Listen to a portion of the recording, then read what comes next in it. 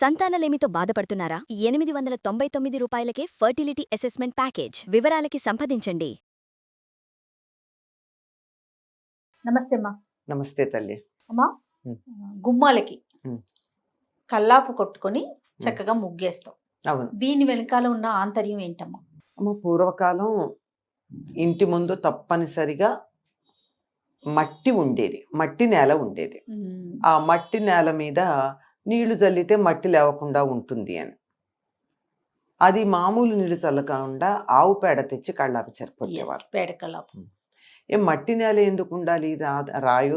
రాయిపరుచుకోవడమో cement వేయడమో చేయొచ్చు కదా. అలా చెయ్యరు.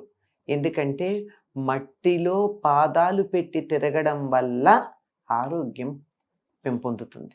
దుమ్ము కణాలలో, అంటే మనం ఇక్కడ పొల్యూటెడ్ అని కాదు, మామూలుగా ఉండే దుమ్ము కణాలు, నేల, భూమి ఏదైతే ఉందో దాని ద్వారా మనకి ఎంతో రకమైనటువంటి ఆరోగ్యం కలుగుతుంది. ఎందుకంటే పాదాలు నేలకి తగలడం, చెప్పులు లేకుండా నడిస్తే పాదాలకు నేలకి తగలడం, భూమి ఆకర్షణ శక్తి, పాదాలు, వీటి కాంటాక్ట్ వల్ల వచ్చే శక్తి వస్తుంది. దాన్ని పెంపొందించటం కోసం ఆవు పేడతో కళ్ళాపి చల్లుతారు. పైగా మట్టి ఉండడం వల్ల ఏం జరుగుతుందంటే నేలలో నీళ్లు ఇంకి భూగర్భ జలాలు పెరుగుతాయి. కరెక్ట్. ఈ పేడ కళ్ళాపి చల్లినందువల్ల ఏం జరుగుతుంది అంటే బయట నుంచి వచ్చేటటువంటి చాలా రకాలైన క్రిమి కీటకాలు లోపలికి రాలేవు. ఆవు పేడకి ఉన్నటువంటి శక్తి వల్ల తేళ్లు, జర్రులు లాంటివి లోపలికి రావు. ఓకే. వాటిని అది నిరోధించగలదు. దాని నుంచి వచ్చేటటువంటి గాలికో వాసనకో ఏమో కానీ అవి యాంటీసెప్టిక్గా మనం వాడచ్చు ఆవు పేడను. అందుకే భోజనాలు చేసే చోట, దేవుళ్ళకి పూజ మందిరం పెట్టేటటువంటి చోట ఆవు పేడతో అలికి ముగ్గేయండి అని చెప్తూ ఉంటారు. అంటే అక్కడ ఏ నెగిటివిటీ ఉన్నా, అంటే మనం మామూలు మాటల్లో చెప్పుకోవాలంటే, కంటికి కనపడే విషయాలు చెప్పుకోవాలంటే బ్యాక్టీరియా లాంటివి అలాంటివి పోతాయని అంటారు. ఇంకా గట్టిగా నెగటివ్ వైబ్రేషన్స్ ఉన్నా పోతాయి ఆవు పేడ ఉన్నటువంటి చోట. ఓహో. అది కూడా ప్లెజెంట్ గా ఉంటుందమ్మా. తర్వాత ఇంకోటి ఏమిటంటే క్రిమికీటకాదులు రాకుండా ఆవు పేడ ఆపగలదు, అడ్డుకట్ట వేయగలదు. దానివల్ల ఇంటి ముందు ఆవు పేడతో కళ్ళాపి చల్లేవారు. అయిన తర్వాత ఇంకా ఏదన్నా ఒక చీమ లాంటిదో ఏదో ఒక చిన్న తప్పించుకుని లోపలికి వచ్చింది అనుకుందాం, దాని నుంచి అప్పుడు ముగ్గు అడ్డుకుంటుంది. గుల్ల ముగ్గులో పిండి కలిపి వేస్తారమ్మా. పూర్వం అలా వేసేవాళ్ళు. ఆ గుల్ల ముగ్గులో ఉన్నటువంటి ఘాటుకి ఈ చీమలు లాంటివి, దోమలు లాంటివి, నొసమలు అంటారు, చిన్న చిన్న, అలాంటివి రాకుండా గుల్ల ముగ్గు వల్ల పోతాయి. ఇప్పుడు మనం ఈ మధ్య కాలంలో లేదు కానీ కొద్ది కాలం క్రితం వరకు ఎక్కడన్నా చెత్త ఉంటే మున్సిపాలిటీ వాళ్ళు వచ్చి గుల్ల ముగ్గు జల్లుతూ ఉండేవాళ్ళు. అంత అసహ్యంగా కాకుండా దాన్ని కూడా ఒక కళాత్మకంగా తీర్చిదిద్దు గుమ్మంలో ముగ్గులేస్తాం.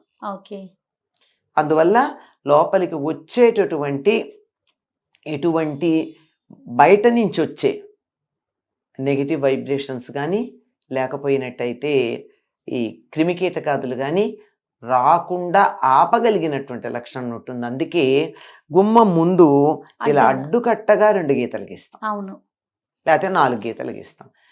ఇలా తప్పించుకుని వచ్చిన గుమ్మం ఎంత ఉందో అంత మేర అయి ఉంటే అక్కడ ఆగిపోతాయి చీమలు అవిను. ఇందుకు ఆవు పేడ చల్లటం, ముగ్గేయటం ఉంది. ఇంకొక విశేషం ఏమిటంటే నేల మీద ఆవు పేడ చల్లి అలా ఉన్నటువంటి ప్రదేశంలో గనక చెప్పులు లేకుండా నడిచినట్టయితే విటమిన్ B12 పాదాల ద్వారా లోపలికి వెడుతుంది అని ఒకళ్ళు చెప్పారు. అది ఎంతవరకు వాస్తవమో అన్నది పరిశోధన చేసి చెప్పాల్సిన విషయం. ఎందుకంటే చెప్పిన మాటని మనం గుడ్డిగా నమ్మలేం కదా. ఇది పరిశోధనతో నిర్ధారణ చేయవలసినటువంటి అంశం. పూర్వకాలం బ్రాహ్మణుల ఇళ్లల్లో తినే ఆహారాన్ని బట్టి వాళ్ళకి అనేక రకాలైనటువంటి విటమిన్లు దొరికే అవకాశం లేదు. అన్ని రకాల ఆహారాలు తినరు కదా, పరిమితంగా తింటారు కదా. మరి అటువంటి వాళ్ళకి విటమిన్ B12 లాంటివి ఎలా అందాయి అనంటే ఆవు పేడ చల్లినటువంటి నేల మీద చెప్పులు లేనటువంటి పాదాలతో నడవడం వల్ల అని వాళ్ళు నిర్ధారించి చెప్పారు. ఏవో ఒక బేసిక్గా కొన్ని పరిశోధనలు చేశారు, దాన్ని ఇంకా కొంచెం చేసి నిర్ధారించాల్సిన అవసరం ఉంది. ఎంత సైన్స్ ఉంది దీని వెనకాలమ్మా. మనం ఏదో సాధారణంగా తీసుకుంటాము. సాధారణ ఇది ఇంకా నిర్ధారణ చేయాల్సినటువంటి చేయాల్సిన విషయం విషయం. అనుకోండి, కానీ అను. నిజంగా నిర్ధారణ అయితే అసలు అంతకన్నా గొప్ప విషయం ఇంకోటి ఉంటుందా? అందుకే కదా ఏదన్నా ఉన్నట్టు ఆవు పంచితం చల్లండి, ఆవు అవును. పేడ నీడు చల్లండి అంటూ ఉంటారు. ఎందుకంటే ఆవుకు ఉన్నటువంటి ఒక ప్రధానమైన లక్షణం ఏమిటంటే, మనం ఏదైనా ఇచ్చినటువంటి ఆహారం ఉందే, ఆహారంలో టాక్సిన్స్ లాంటివి ఏమన్నా ఉంటే అది తన మాంసంలో నిక్షిప్తం చేసి ఫిల్టర్ చేసి మంచిస్తుంది బయటికి. అందుకని గోమాంసం ఎందుకు తినకూడదన్నారంటే ఆరోగ్యానికి చాలా హానికరం. దీని మీద పరిశోధనలు కూడా చేశారు. ఓకే. ఆవుకి కొన్ని విష పదార్థాలు పెట్టారు.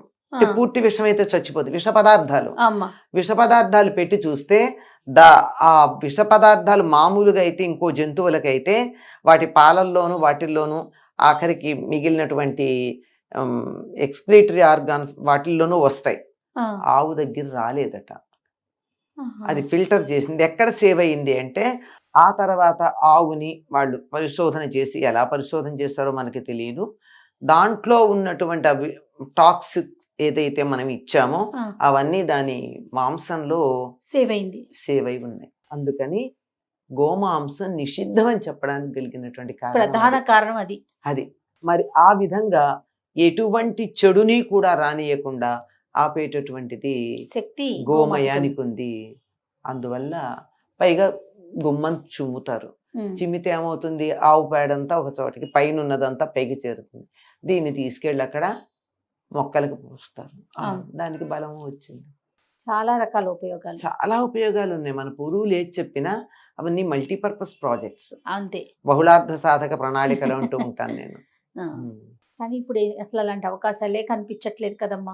కనపట్టలేదమ్మా. మనకి ఏమన్నా అంటే మేము పూర్వకాలం లాగా ఇంటి ముందు పెరడ్లో మట్టి లేదు, అందువల్ల మేము సిమెంట్ మీద పేడ నీళ్లు చల్లినట్టయితే బాగుండదు, అసహ్యంగా ఉంటుంది అనేసి అది పైగా మార్బుల్, ఇంటి ముందు కూడా మార్బుల్ చేయించేసుకుంటున్నాము, దానివల్ల బాగుండదు అంటున్నారు. కానీ ఏమో ఈ మధ్య కాలంలో నేను చాలా అధునాతనంగా ఉన్నటువంటి భవనాల ముందు, అలాగే అధునాతనంగా ఉన్నటువంటి షాపింగ్ కాంప్లెక్స్ల ముందు కూడా ఒక చదరం మేర పేడ చల్లి ముగ్గేసినవి కనపడ్డాయి.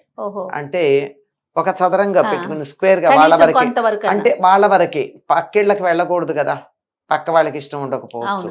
అంటే వాళ్ళు ప్రత్యేకంగా ఇలాంటి విషయాలను మనసులో పెట్టుకుని చేసినట్టున్నారు. ఇది ఎక్కువ కాదమ్మా, చాలా అపురూపంగా అక్కడక్కడ కనపడ్డాయి భాగ్యనగరంలో. అయ్యో ఆనందం గనక నాకు గుర్తుంది. అజయ్ ఎంత ఇంకా ఈ పద్ధతి పాటించే వాళ్ళు ఉన్నారు, ఇంత పాలరాతి మేడల్లో ఉన్న ఆవు పేడని మర్చిపోలేదు అని. సో మీకు చాలా సంతోషం అనిపించుంటుందమ్మా. ఎందుకంటే ఒక మంచి పద్ధతి కనపడేటప్పటికీ ఎంత సహజంగా ఆరోగ్యాన్ని తెచ్చే పద్ధతి కదా ఇది. అందువల్ల ఇలాంటివి వీలైనటువంటి వాళ్ళందరూ చేసుకోగలిగితే సంతోషమేనమ్మా. కానీ ప్రస్తుత పరిస్థితుల్లో గొబ్బెమ్మలు కూడా అమెజాన్లో ఆర్డర్ చేసుకునే పరిస్థితిలో ఉన్నాం మనం. అట్లా కాకుండా పల్లెలు దగ్గరలోనే ఉన్నాయి కదా. మనం ఎంత నగరంలో ఉన్నా సమీపంలో పల్లెలు ఉన్నాయి. చాలా మంది గోశాలలు పెంచుతున్నారు. గోశాలని ప్రోత్సహించి అక్కడి నుంచి అప్పుడు కాస్త ఆవు పేడ తెచ్చుకోండి. ఆవు పేడలో పురుగులు పట్టడం, పాడవడాలు ఉంటాం.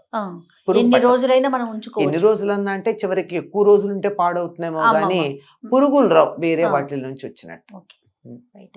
నమస్తే. నమస్తే అమ్మ.